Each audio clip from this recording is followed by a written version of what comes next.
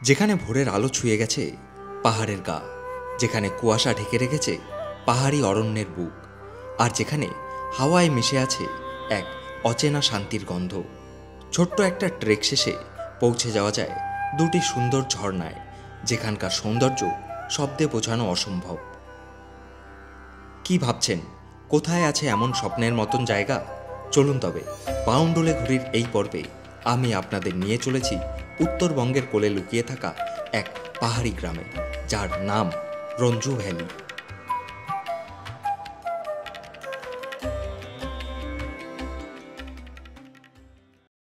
16ই October পরন্ত বিকেলে কাটোয়া স্টেশনের 4 নম্বর প্ল্যাটফর্ম থেকে শুরু হয় আমাদের জার্নি।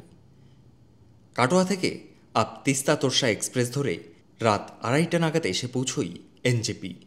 রাত কাটলাম এনজেপি স্টেশনের ওয়েটিং রুমে। সকাল 6টায় রওনা দিলাম এনজেপি স্টেশনের পার্কিংয়ের উদ্দেশ্যে। আকাশ তখনও পুরো পরিষ্কার ছিল না, কিছুটা কুয়াশাচ্ছন্ন ছিল। তবু এনজেপি স্টেশনের ওভারব্রিজ থেকে দেখা মিলল কাঞ্চনজঙ্ঘার। উত্তরবঙ্গের এই প্রথম দর্শন, বিশেষ করে শুরুতেই কাঞ্চনজঙ্ঘা দেখার অনুভূতি আলাদাই এক তৃপ্তি এনে দিল। একটু সময় এনজেপি থেকে কাঞ্চনজঙ্ঘা দেখার জন্য দাঁড়িয়ে রইলাম। তারপর রওনা দিলাম পার্কিংয়ের উদ্দেশ্যে।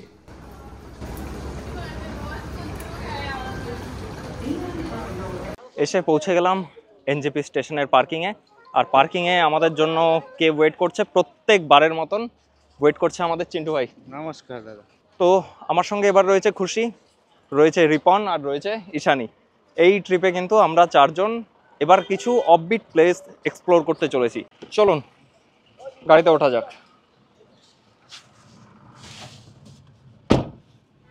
এরপর চিন্টু ভাইয়ের সিডান গাড়িতে চেপে রওনা দিলাম। ইচ্ছে ছিল প্রথম ব্রেক নেব রাস্তার পাশের কোনো চায়ের দোকানে। এখন আমরা পেরোচ্ছি শেভক ফরেস্ট। চারিদিক যেন এক সবুজের সমুদ্র। সূর্যের আলো গাছের ডালপালার ফাঁক দিয়ে মাটিতে ছায়া ফেলে দিচ্ছে। সেই আলো ছায়ার খেলা যেন বহুদিন ধরে চলে আসছে। বাতাসে আছে হালকা ঠান্ডা অনুভূতি, মাটির গন্ধ আর অজানা কোনো মায়া। রাস্তার দুপাশে লম্বা শাল আর সেগুন গাছ যেন বনটিকে পাহারা দিয়ে যাচ্ছে। মাঝে মাঝে হালকা কুয়াশা ভেসে আসে, দূরে পাখির ডাক আসছে, আবার মিলিয়েও যায় নীরবতায়।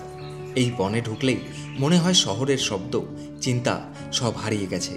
এখানে কেবল প্রকৃতির নিঃশব্দ গল্প, যা চোখে দেখা যায় না কিন্তু মন শুনে ফেলে ঠিকই।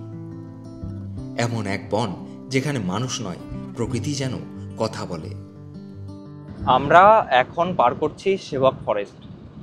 এতটা সুন্দর এই যে ফরেস্টের মাঝখান দিয়ে যে রাস্তাটা রয়েছে, আপনারা যখন যাবেন এতটা ভালো লাগবে না, মনে হবে যেন কিছুক্ষণ সময় এখানেই দাঁড়িয়ে যাই। সাংঘাতিক রাস্তা। আমার তো পার্সোনালি ভীষণ ভালো লাগে। চেষ্টা করব অবশ্যই দাঁড়ানোর। প্রত্যেকবারই মনে হয় যে যদি সম্ভব হয় এখানটায় দাঁড়াবো। যেমনটা আপনাদের বলেছিলাম, এই জঙ্গলটায় আমার কিন্তু বরাবরই দাঁড়ানোর ভীষণ ইচ্ছে ছিল। তো আজ সময় হলো যে এই জঙ্গলে, মানে এই শেভকের জঙ্গলে একবার নেমে দাঁড়ানোর। অসম্ভব সুন্দর। যতবার আমরা ওই ধরুন সিকিম বা গ্যাংটক গেছি, প্রত্যেকবার তো এই রাস্তার মধ্যে দিয়ে যাই, এই জঙ্গলের মধ্যে দিয়ে যাই, দারুণ লাগে। কিন্তু কখনোই এই সৌভাগ্য হয়নি যে এইরকম জঙ্গলে একবার নেমে দাঁড়াবো। আজ নেমে দাঁড়াতে পারলাম, সত্যি ভালো লাগছে। আর জঙ্গলটা খুব সুন্দর, খুব সুন্দর। মাঝখান দিয়ে যে রাস্তাটা যাচ্ছে, আপনাদের একবার ব্যাক ক্যামেরায় দেখাই, না হলে হয়তো এইভাবে বোঝানো সম্ভব নয়। এই যে দেখুন জঙ্গলটা, আর তার মাঝখান দিয়ে রাস্তাটা কতটা সুন্দর লাগছে দেখুন, ভীষণ সুন্দর। একদম দুধারে সবুজ আর মাঝখান দিয়ে এইভাবে রাস্তাটা চলেছে, খুব সুন্দর। শেভক জঙ্গলের ছায়া পেরিয়ে আমরা এগিয়ে চললাম করোনেশন ব্রিজের দিকে। রাস্তার বাঁক ঘুরতেই সামনে খুলে গেল এক অপার্থিব দৃশ্য। সবুজ পাহাড়, তাদের গা ছুঁয়ে নীল আকাশ, যেন প্রকৃতির আঁকা এক জীবন্ত ছবি।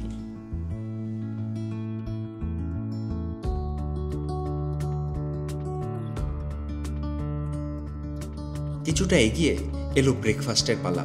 পাহাড়ি হাওয়ায় গরম চায়ের ধোঁয়া আর মোমোর গন্ধ। সকালটা হঠাৎ আরও মিষ্টি হয়ে উঠল। রেস্টুরেন্টের চেয়ার টেবিলে বসে সেই চা আর মোমোর স্বাদে ক্লান্ত পথও যেন নতুন শক্তি পেল। এমন সরল শান্ত মুহূর্তগুলোই হয়তো ভ্রমণের আসল আনন্দ। আমরা চলতে চলতে রম্বি নামে একটা জায়গায় এসে দাঁড়িয়েছিলাম। এখান থেকে ওই মোমো আর চা খেলাম, তাই তো? কেমন লাগলো মোমোটা? কেমন লাগলো? খুব সুন্দর। মোমোটা কিন্তু Taste খুব সত্যি ভালো। যথেষ্ট ভালো। অরিজিনাল দার্জিলিং এর যে টেস্ট। হ্যাঁ, উত্তরবঙ্গ আসলে যেরকম টাইপের খাবার আমরা, মানে যেরকম মোমো কিংবা ম্যাগি, পাহাড়ে আসলে এই মোমো ম্যাগিটাই কিন্তু বেশি চলে। আমরা এখান থেকে মোমোটা খেলাম, সত্যি অনেক দিন পর এই রকম মোমো কিন্তু আমরা আবার পেলাম। এর আগে আপনারা দেখেছেন যখন মাংবা এসেছিলাম, ছোটা মাংবা কিংবা সিটং এর সাইডটা যখন আমরা ঘুরে দেখেছিলাম, তখন কিন্তু এই টাইপের মোমো পেয়েছিলাম। আর এই যে একজনা, ওর পেট খারাপ। কালকে 2 প্লেট মোমো খেয়েছিলাম, তো ওই জন্য একটু পেটে গ্যাস হয়ে গেছে বলে আর খাবো না। আর কালকে যাই হোক, তো চলুন, অনেকটা টাইম এখানটা আমরা স্পেন্ড করলাম, এবার এগোনো যাক। রঞ্জু ভ্যালি পৌঁছানোর জন্য সাধারণত এনজেপি বা শিলিগুড়ি থেকে দুটি রাস্তা বেছে নেওয়া যায়। প্রথম রাস্তা এনজেপি থেকে NH10 ধরে সেবক ব্রিজ পার হয়ে রামবি, তারপর মংপো হয়ে রঞ্জু ভ্যালি। দীর্ঘ পথ হলেও পাহাড়ের রং, তিস্তার স্রোত সব মিলিয়ে এক গল্পের মতো। দ্বিতীয় রাস্তাটি এনজেপি থেকে চোরবাংলো হয়ে রঞ্জু ভ্যালি। চোরবাংলো হলো সেই জায়গা যেখান থেকে দার্জিলিং ও টাইগার হিলের পথ আলাদা হয়। এখানকার আবহাওয়ায় মিশে থাকে পাহাড়ের হালকা ঠান্ডা, আর চারপাশে ছোট ছোট চায়ের বাগান যেন পথকে আরও সুন্দর করে তোলে। রিজার্ভ গাড়িতে এনজেপি বা শিলিগুড়ি থেকে রঞ্জু ভ্যালি পৌঁছতে খরচ হতে পারে প্রায় 3.5 থেকে 4,000 টাকা। তবে এই ভাড়া নির্ভর করে সিজন, অফ সিজন এবং দরদামের উপর। আর যদি কেউ আরও কম খরচে যেতে চান, তবে প্রথমে এনজেপি থেকে শেয়ার গাড়িতে চলে আসতে পারেন জোরবাংলো। শেয়ার গাড়িতে খরচ হবে জনপ্রতি 250 টাকা, আর তারপর জোরবাংলো থেকে একটি রিজার্ভ গাড়ি নিয়ে রওনা দিলেই পৌঁছে যাবেন রঞ্জু ভ্যালি। এই শেষ পথের খরচ পড়বে আনুমানিক 1000 টাকার মতন। আর যারা রিজার্ভ গাড়িতে আসবেন তাদের জন্য চিন্টু ভাইয়ের কন্ট্যাক্ট নাম্বার আমি ডেসক্রিপশনে দিয়ে রাখলাম। আমরা NH10 ছেড়ে অলরেডি মংপুর রাস্তায় কিন্তু প্রবেশ করে গেছি। রাস্তাটা, আর যখন থেকে আমরা NH10-এ রয়েছি, আপনারা তো জানেনই NH10 অলরেডি পাহাড়ি রাস্তা, সেটা আমরা সবাই জানি। কিন্তু যখন আমরা মংপুর দিকে ঢুকবো, মংপুর রাস্তায়, সেই রাস্তাটা কিন্তু সাংঘাতিক হেয়ারপিন, মানে সোজা পাহাড়ে তুলছে। তো হেয়ারপিন টার্ন কিন্তু প্রচুর রয়েছে। আপনারা যারা এই টার্নগুলো পছন্দ করেন কিংবা পাহাড়ি রাস্তা, যে অ্যাডভেঞ্চারাস জার্নিটা পছন্দ করেন, তাদের কিন্তু এই রাস্তাটা যথেষ্ট ভালো লাগবে। আর এখান থেকে মংপুর দূরত্ব হচ্ছে ওই ধরুন 12 কিলোমিটারের মতন। রঞ্জু ভ্যালি থেকে ওই কিলোমিটার 12 আগে এরকম একটা জায়গায় আমরা একটা ছোট্ট ব্রেক নিচ্ছি। না কোনো চায়ের দোকান, না কোনো কিছু, এখানে জাস্ট আমরা দাঁড়ালাম। জায়গাটা খুব সুন্দর, আর একটু রেস্ট করার জন্য, যেহেতু অনেক দিন পর এরকম একটা ট্রিপ হচ্ছে পাহাড়ে, সবার শরীর তো একরকম নয়, মানে অ্যাডজাস্টমেন্টে একটু টাইম লাগবে। এখান থেকে খুব সুন্দর একটা ভিউ আসছে, আমি আপনাদের দেখাই। আর এখান থেকে কোথাও থেকে জল একটা আসছে, হালকা একটা জলের স্রোত রয়েছে এখান দিয়ে। একটা ছোট, মানে খুব সুন্দর জলের সেই সাউন্ডটা আমরা পাচ্ছি। এই হচ্ছে দেখুন ভিউ। এখানটা যদিও গাছপালা রয়েছে, তাই আমরা সেভাবে দেখতে পাচ্ছি না, কিন্তু যদি ক্যামেরাটা আমরা একটু জুম করি, এখানে কিন্তু মেঘে ঢাকা কাঞ্চনজঙ্ঘা দেখতে পাওয়া যাচ্ছে হালকা। যদি মেঘ না থাকতো পুরোটাই আমরা ক্যাপচার করতে পারতাম। রঞ্জু ভ্যালি থেকে ওই কিলোমিটার 4 আগে এরকম একটা জায়গায় দাঁড়িয়েছি। এখানে একটা বৌদ্ধ মন্দির টাইপের রয়েছে, আর সাথে একটা ছোট ঝর্ণা রয়েছে। চলুন একবার দেখিয়ে দিই। এই যে দেখুন, ছোট্ট একটা ঝর্ণার মতন দূর থেকে জল আসছে, আর সেই জল এখানে কিন্তু পড়ছে। আর এখানে ছোট্ট একটা মন্দির রয়েছে। এই হচ্ছে ওভারঅল ঝর্ণা। ওই ওপর থেকে জল আসছে আমরা যেটা দেখতে পাচ্ছি, আর সেটা বিভিন্ন ধাপে ধাপে কিন্তু এখানে ছোট্ট একটা ভিউ পয়েন্ট ক্রিয়েট করেছে।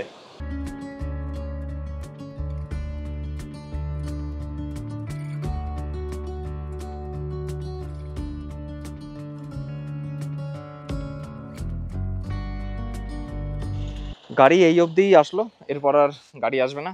এখান থেকে জাস্ট 100 মিটারের একটা হাঁটা পথ রয়েছে, তো সেই পথটা হেঁটে আমাদের পৌঁছাতে হবে আমাদের আজকের হোমস্টেতে। চলুন। আর দেখুন এখান থেকে আকাশটা কত সুন্দর লাগছে। এখানটা একটা ছোট্ট মার্কেট রয়েছে, এখানে আমরা পারলে বিকেলবেলায় অবশ্যই আসব।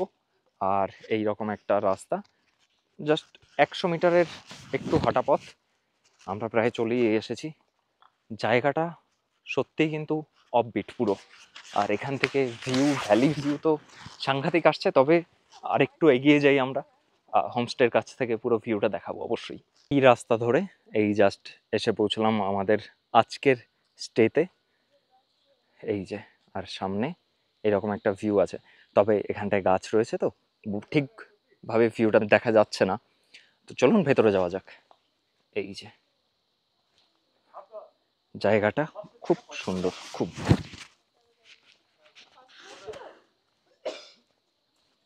হ্যাঁ, আমি ভিউ রুম বলেছিলাম। ফার্স্ট ফ্লোর, 4 জন। এই হচ্ছে আমাদের হোমস্টে। আর হোমস্টে থেকে সামনের এতটা সুন্দর একটা ভিউ কিন্তু এখান থেকে পাওয়া যায়, দুর্দান্ত। চলে এসেছি আমাদের হোমস্টের আমাদের যে রুম অ্যালট করা হয়েছে সে রুমে। আমরা কিন্তু একই ফ্লোরে দুটো রুম নিয়েছি, 202। এটা হচ্ছে আমাদের রুম। এই রুমটা একবার দেখিয়ে দিই আপনাদের। এই যে মেইন ডোর ওপেন করলে এই হচ্ছে ওভারঅল রুম। তো দরজা দিয়ে ঢুকে এই হচ্ছে আমাদের রুম। রয়েছে একটা বড় বেড, মানে দুজনার থাকার মতন। আর হেডবোর্ডটা দেখুন কতটা সুন্দর লাগছে, দু সাইডে দুটো ছোট ছোট ল্যাম্প রয়েছে, এখানে সুইচ বোর্ড রয়েছে, আমাদের ফোনগুলো চার্জ হচ্ছে সব, ওপরে লাইট রয়েছে, এখানে একটা ওয়ার্ড্রপ রয়েছে ছোট, আর এখানে লাগেজ স্পেস রয়েছে। সে সাথে এখানে একটা ড্রেসিং এরিয়া রয়েছে। আপনারা যারা ব্যবহার করতে চাইছেন অবশ্যই, এখানে তো জায়গাটা এত সুন্দর যে আপনারা দাঁড়িয়ে যে কোনো জায়গায় দাঁড়াবেন, ছবি তোলার জন্য আদর্শ জায়গা। তাই ড্রেস আপ করার জন্য কিন্তু এরকম একটা ড্রেসিং এরিয়া দরকার, আর সেটা এখানে যথেষ্ট সুন্দর রয়েছে। আর কিছু গাছ দেওয়া রয়েছে, কিছু প্ল্যান্ট রয়েছে এখানটায়। এই জিনিসগুলো বেশ ভালো লাগে কিন্তু ঘরের মধ্যে দেখতে।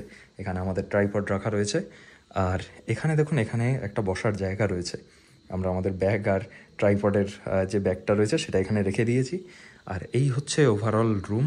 রুমে কিন্তু কোনো টিভি নেই, কারণ এই অফবিট জায়গাগুলোয় এসে আপনারা কিন্তু নিজেদের মধ্যে সময় কাটাতে পারবেন, তাই টিভি এখানে নেই।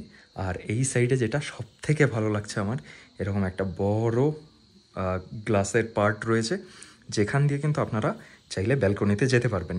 আর চলুন একবার যাওয়া যাক। এই দিয়ে দেখুন, এখানটায় এই রকম একটা ব্যালকনি রয়েছে, যেখানে চেয়ার দেওয়া রয়েছে আর টেবিলও রয়েছে। আর সেখান থেকে কিন্তু এরকম একটা দুর্দান্ত ভিউ আসে সব সময়। আর আরেকবার রুমে এসে আমরা দেখে নিই, এখানটায় টাওয়াল দিয়েছে।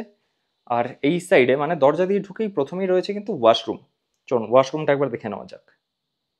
এই যে, এই হচ্ছে ওয়াশরুম। ওয়েস্টার্ন স্টাইল কমোড রয়েছে, এখানে কল রয়েছে, আর এখানে মিরর রয়েছে, আর সাথে ওয়াশ বেসিন, আর এখানটায় গিজার রয়েছে।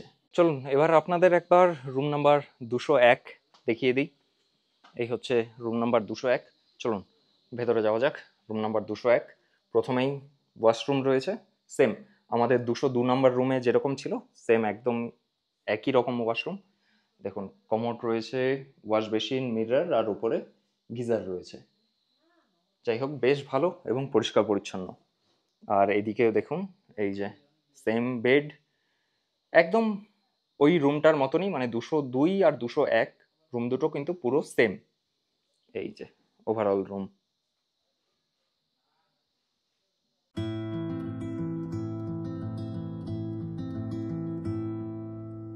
সময় এখন অলমোস্ট দুপুর 2টো, আর আমরা চলে এসেছি হোমস্টের ডাইনিং হলে।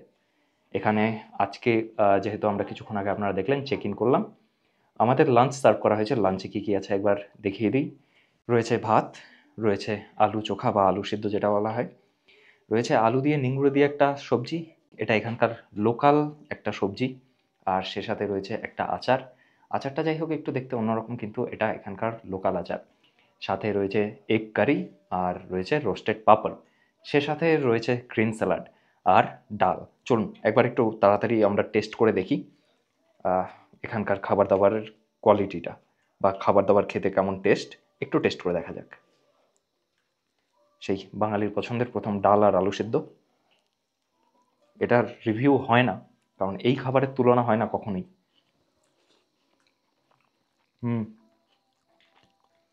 সত্যি ডাল আলু সিদ্ধর কখনো কোনো রিভিউ হয় না, ভালো। এখানকার লোকাল যে সবজিটা রয়েছে সেটা একবার টেস্ট করে দেখা যাক।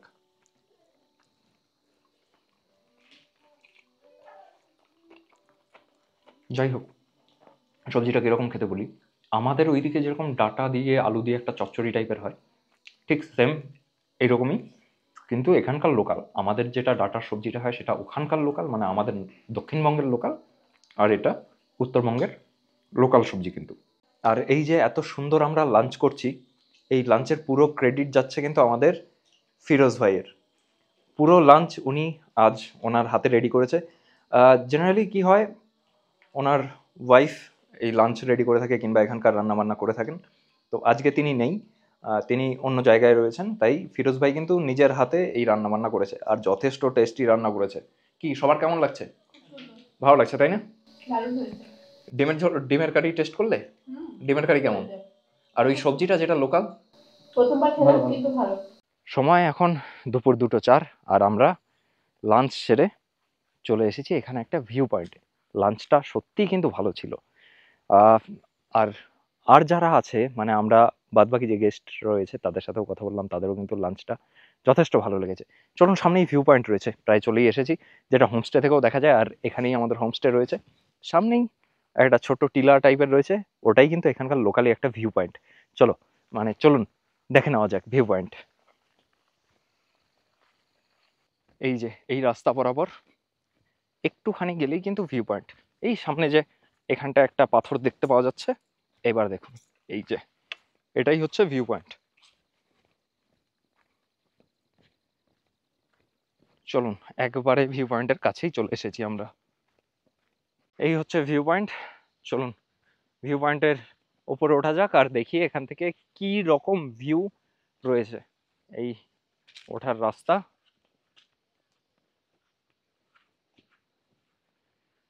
আরো উপরে যাই। ঈশানী অলরেডি চলে এসেছে। কি ফটোশুট কেমন চলছে? বাহ, দারুণ জায়গা, দারুণ। ভিউ পয়েন্টে এসে সামনের দিকে তাকাতেই যেন চোখ জুড়িয়ে গেল। এত সুন্দর এক দৃশ্য, যেখান থেকে চোখ সরানোই সম্ভব নয়। সবুজ পাহাড় সারি সারি দাঁড়িয়ে আছে, তাদের মাঝখানে নেমে গেছে নরম এক ভ্যালি, আর তার উপর নীল আকাশে ভেসে বেড়াচ্ছে তুলোর মতো সাদা মেঘ। সব কিছু মিলিয়ে মনে হলো এ যেন প্রকৃতির নয়, কোনো শিল্পীর হাতে আঁকা এক নিখুঁত ছবি। বাতাসে ছিল অদ্ভুত এক শান্তি, যা মনকে ছুঁয়ে যায় নিঃশব্দে। এখানে বসে বসে সময়ের হিসেব হারিয়ে যায়, ঘন্টার পর ঘন্টা কেটে যায়, তবে মনে হয় যেন মাত্র কিছুক্ষণ হলো এলাম। আমরাও অনেকটা সময় কাটালাম এই মায়াবী নীরবতায়, পাহাড়ের কোলে বসে প্রকৃতির সঙ্গে এক হয়ে। সময় এখন বিকেলবেলা, প্রায় সন্ধেই হতে চললো। ভেবেছিলাম ওই 3:30টার দিকে একটু এই যে গ্রামটায় আমরা রয়েছি, অফবিট প্লেস, এটা একটু ঘুরে দেখবো আশপাশটা কি আছে না আছে, বা গ্রামটা কীরকম দেখতে, পায়ে হেঁটে যতটা এক্সপ্লোর করা যায়। তো যাই হোক, কাল রাত থেকে জার্নি চলছে, খুব টায়ার্ড ছিলাম। খাওয়ার পর যখন আপনারা দেখলেন যে ভিউ পয়েন্টে গিয়েছিলাম, ভিউ পয়েন্ট থেকে এসে সবাই ঘুমিয়ে পড়েছিলাম মোটমাট। আর যখন ঘুম ভাঙে তখন ওই 4:30টার মতন বাজে।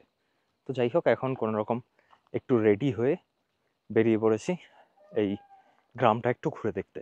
বলে রাখি, এখানকার বর্তমানে টেম্পারেচার হচ্ছে ওই 24 ডিগ্রির কাছাকাছি। টেম্পারেচার একবারে যে ঠান্ডা সেটাও নয়, তবে যথেষ্ট ঠান্ডা কিন্তু আছে। আর ওই রাতের বেলায় ধরুন 17-18 মতন হয়ে থাকে। এখানে আমাদের গাড়ি আমাদের নামিয়ে দিয়েছিল, আর আমরা এই পথ ধরে আমাদের হোমস্টে পর্যন্ত কিন্তু হেঁটে গিয়েছিলাম। আর সেখানেই এইরকম একটা ছোট্ট মার্কেট রয়েছে। তো চলুন আমরা এরিয়াটা একটু ঘুরে দেখি। এই যে দোকানপাট বেশ কিছু রয়েছে, আর হোমস্টেও কিন্তু এখান দিয়ে প্রচুর। এই দেখুন কতটা সুন্দর লাগছে। আমরা বেশ এই অবধি আসলাম, আর এখানে কিছু ফটো আমরা ক্লিক করলাম। এখান থেকে বেশ এই জায়গাটা কিন্তু খুব ভালো লাগলো। আর আরেকটা জিনিস দেখাই, এই কোণটায় দেখুন রংটা কত সুন্দর লাগছে, মানে সেই মনে হচ্ছে যেন সূর্য ডুবেছে সেরকম একটা কালার কিন্তু এখানটা দেখা যাচ্ছে, দারুণ লাগছে। আর এরপরে আরও কিছুটা যাওয়া যায়, কিন্তু এখান থেকে অনেকটাই ডাউন। তো আমরা যদি এই সময়ে নেমে যাই, আমাদের কিন্তু আবার উঠে আসতে হবে, সেটা খুবই কষ্টকর আমাদের জন্য। তো চলুন আবার হোমস্টের দিকে যাওয়া যাক। পাহাড়ে এই যেখান দিয়ে জল আসুক না কেন, সেটা ধরে নিন ওই স্ট্যালেকটাইট স্ট্যালেকমাইট জাতীয় যেই জলগুলো আসে, ওই একদম ফিল্টার করাই আর কি। আরও ওয়াটারের দরকার হয় না, প্রাকৃতিক যে আরও, সেটাই এই জলটা। তো এই জলটাই মোটমাট এখানকার লোকে বেশি খেয়ে থাকে।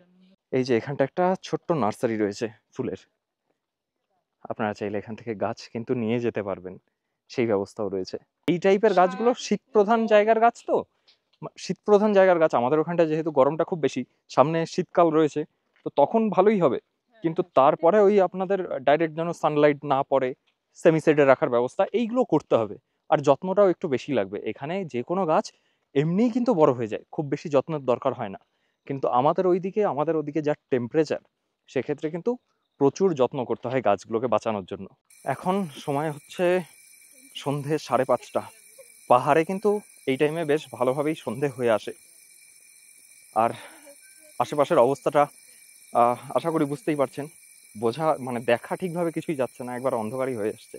আর আমরা চললাম সেই ভিউ পয়েন্টের কাছে। অ্যাডভেঞ্চারাস একটা ব্যাপার, পুরোপুরি অন্ধকার, খুব হালকা দেখা যাচ্ছে। আমরা সব মোবাইলের ফ্ল্যাশ জেলে ভিউ পয়েন্টের কাছে যাচ্ছি। কেন যাচ্ছি সেটা ওখানে গেলেই আপনারা বুঝতে পারবেন। চলুন ওখানে যাওয়া যাক।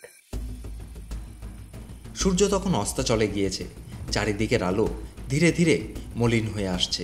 পাহাড়ের গায়ে নেমে এসেছে এক নরম অন্ধকার। আমরা সেই অন্ধকার পথ ধরে এগিয়ে চলেছি আমাদের হোমস্টে থেকে কিছুটা দূরের সেই ভিউ পয়েন্টের দিকে। আশেপাশে পাহাড়ের নীরবতা, মাঝে মাঝে ঝিঝি পোকার শব্দে কাঁপছে বাতাস। শুনেছি এদিকের বনেও নাকি মাঝে মাঝেই দেখা মেলে পাহাড়ি জন্তু। তবু ভয়ের চেয়ে বেশি টান ছিল প্রকৃতির সেই রূপ দেখার। তাই সমস্ত ভয় ভুলে আমরা এগিয়ে চললাম সেই অজানার পথে। ভিউ পয়েন্টে পৌঁছতেই চোখে পড়ল এক অদ্ভুত শান্ত দৃশ্য। দূরের পাহাড়ের বুক জুড়ে ছোট ছোট গ্রাম, যেখানে মিটমিট করে আলো জ্বলছে, যেন আকাশের তারা নেমে এসেছে মাটির বুকে। চারিদিক অন্ধকার, শুধু সেই আলোগুলোর মৃদু ঝিলিক আর ঠান্ডা হাওয়া।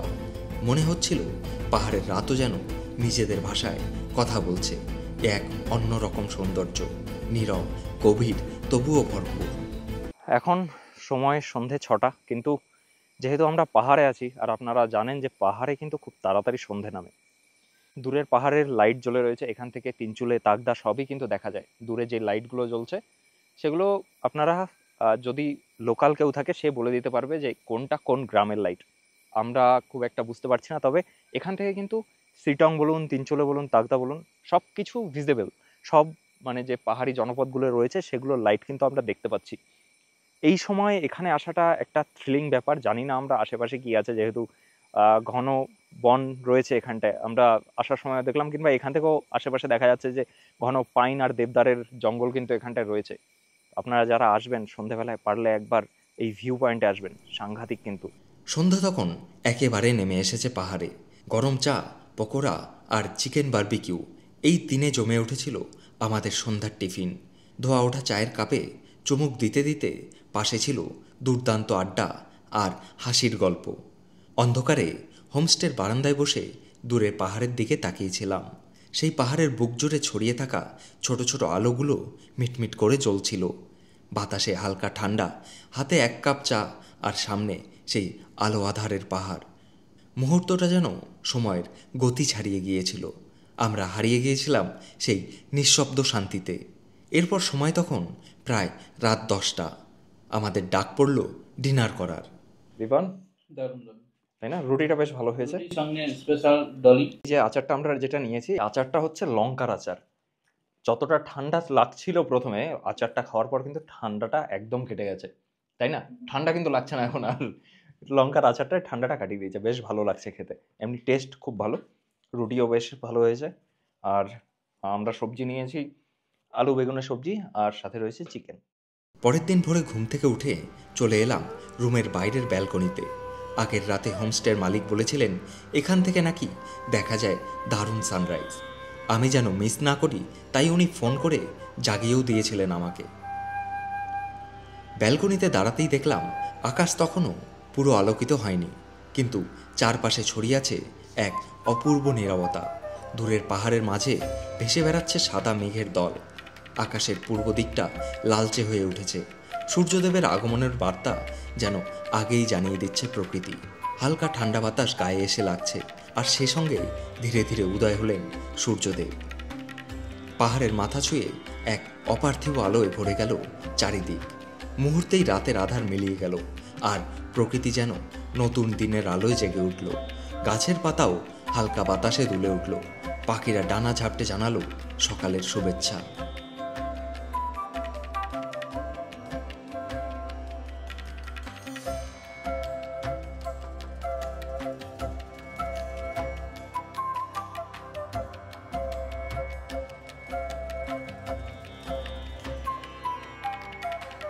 Good morning. আসলে মর্নিং তো অনেক আগেই হয়ে গেছে, যেটা আপনাদের দেখিয়েছিলাম সকালবেলায়। অপূর্ব সুন্দর এখান থেকে একটা সানরাইজ আমরা ক্যাপচার করেছি। আর ক্যামেরাতে যতটা না সুন্দর এসেছে, সামনে থেকে কিন্তু তার থেকে অনেক বেশি ভালো লেগেছে এই সানরাইজটা দেখতে। তবে এখন আবার বেরিয়েছি আশেপাশটা একটু ঘুরে দেখার জন্য। এখানে আসলে আশেপাশে কিন্তু দেখে নেওয়ার মতন আপনারা এই ধরুন যেই ভিউ পয়েন্টটা রয়েছে, কিংবা একটা ছোট পার্ক রয়েছে লোকাল মানুষদেরই তৈরি, প্লাস কয়েকটা ঝর্ণা রয়েছে। তো এইগুলো আপনারা সাইট সিন করে নিতে পারবেন। আর এই হচ্ছে সেই ভিউ পয়েন্ট যেখানে আমরা কালকেও এসেছিলাম। এই রাস্তা ধরে কিছুটা গেলে একটা ছোট ঝর্ণার মতন আছে, চলুন আমরা সেখানেই যাচ্ছি।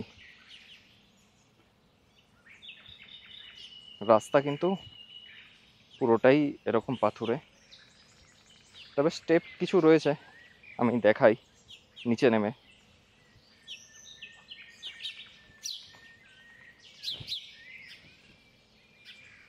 এই যে দেখুন রাস্তা কিছুটা এইরকম।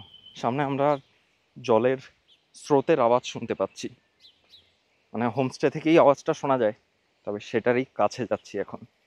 তো আপনারা যারা আসবেন লোকালি কিন্তু এই জিনিসগুলো একটু এক্সপ্লোর করবেন, ভালো লাগবে দেখতে। এখানে একটা ছোট কাঠের ব্রিজ রয়েছে, আপনারা চাইলে এখানেও ফটোগ্রাফি কিন্তু করতে পারবেন। এই যে এই রকম যে জলের আওয়াজটা আমরা শুনতে পাচ্ছিলাম সেটা এটাই। ওপরে রয়েছে কাঠের ব্রিজটা, আর জল কিন্তু এদিক থেকে আসছে, এটারই স্রোতের আওয়াজ আমরা পাচ্ছিলাম। একটা পাহাড়ি ঝোড়া, অনেকটা ভেতর থেকে জল আসছে।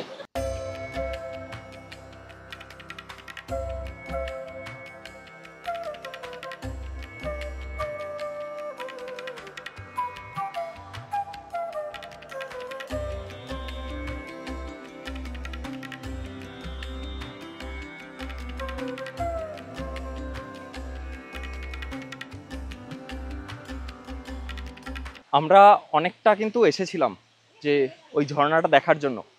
এখান থেকে কিছুটা দেখাও যাচ্ছে, আমি চেষ্টা করবো জুম করে দেওয়ার দেখানোর। তবে এই যে যেখানে আমরা দাঁড়িয়ে রয়েছি এরপরে যাওয়াটা কিন্তু ইম্পসিবল।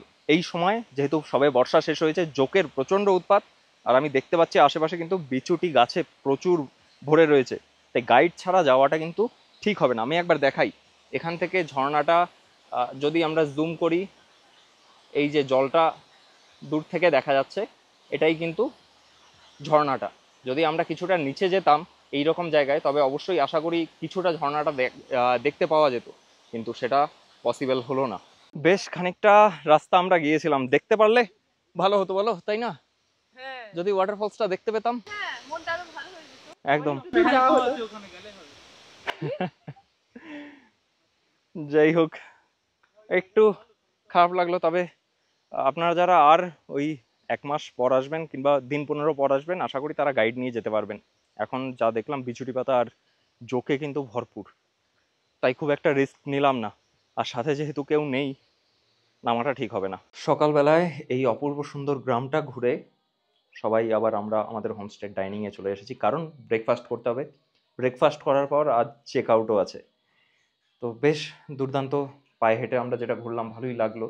যদি ঝর্ণার কাছে যেতে পারতাম অবভিয়াসলি হয়তো আরও ভালো লাগতো, তাই না রিপন? একদম। যাই হোক, আপনারা যখন আসবেন আশা করি অবশ্যই যেতে পারবেন।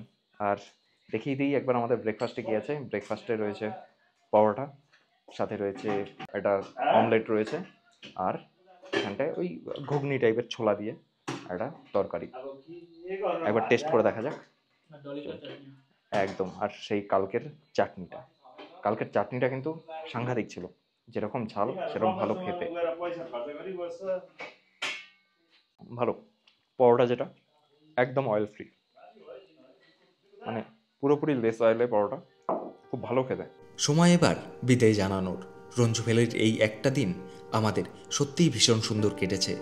একটা ছোট্ট পাহাড়ি গ্রাম, চারপাশে সবুজ পাহাড়, তার কোলে আমাদের হোমস্টের ব্যালকনি থেকে দেখা ভ্যালি ভিউ, বিকেলে পায়ে হেঁটে গ্রাম ঘোরা, রাতের অন্ধকারে পাহাড়ি জন্তুর ভয় উপেক্ষা করে ভিউ পয়েন্টে পৌঁছনো, আর সেই ভিউ পয়েন্ট থেকে পাহাড়ের রাতে আলো ঝলমলে সৌন্দর্য দেখা, ভোরের সূর্যোদয়ের সময় পাহাড়ের মাথায় আলো ফোটার দৃশ্য, আর তারপর ছোট্ট এক ঝর্ণার দিকে হাঁটতে হাঁটতে প্রকৃতির সঙ্গে মিশে যাওয়া। সব মিলিয়ে রঞ্জু ভ্যালির এই দিনটা হয়ে উঠেছিল সত্যিই বিশেষ। হোমস্টেতে আমাদের খরচ পড়েছিল জনপ্রতি 1500 টাকা। আপনারা যারা পাহাড়ের কোনো নিরিবিলি অফবিট জায়গা খুঁজছেন, তাদের জন্য আরতি হোমস্টের কন্ট্যাক্ট নাম্বার ডেসক্রিপশনে দিয়ে রাখলাম। কেমন লাগলো আজকের এই পর্ব কমেন্টে অবশ্যই জানাবেন। ভিডিও ভালো লাগলে লাইক, শেয়ার আর চ্যানেলটি সাবস্ক্রাইব করতে ভুলবেন না। আজকের মতো এ পর্যন্তই। খুব শীঘ্রই দেখা হবে অন্য কোনো পাহাড়ি সকালে, অন্য কোনো অভিযানে।